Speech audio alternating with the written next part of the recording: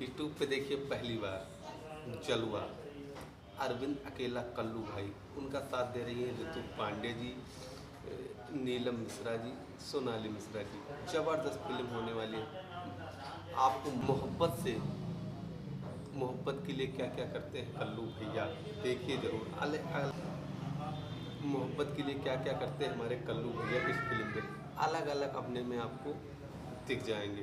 ज़बरदस्त फिल्म होने वाली है। आप सभी भोजपुरिया फैंस के लिए इस फिल्म को देखना बिल्कुल भी ना भूलिएगा। बहुत ज़बरदस्त फिल्म होने वाली है, क्योंकि इंटरटेनमेंट का ये फिल्म होगी आपके लिए खजाना, जिसका नाम है जलवा। जलवा को देखना बिल्कुल भी नहीं भूलें। अभी 2-4 दिन पहले आप सभी के लिए यूट्यूब पे डाली गई है, यूट्यूब पे पहली बार देखिए जलवा जलवा, अरविंद अकेला कल्लू भाई, और उनका साथ दे रही है ऋतु पांडे जी। और ऐसे फिल्म देखने के लिए अगर आप शौकीन हैं तो हमारे चैनल को, क्रिश न्यूज़ चैनल को अभी सब्सक्राइब कर दीजिएगा और शेयर भी कर दीजिएगा, क्योंकि आप सबके लिए ऐसी ही भोजपुरिया की न्यू फिल्म लाता रहूँगा। जय भोजपुरी। फिर मिलते हैं एक नए फिल्म के साथ।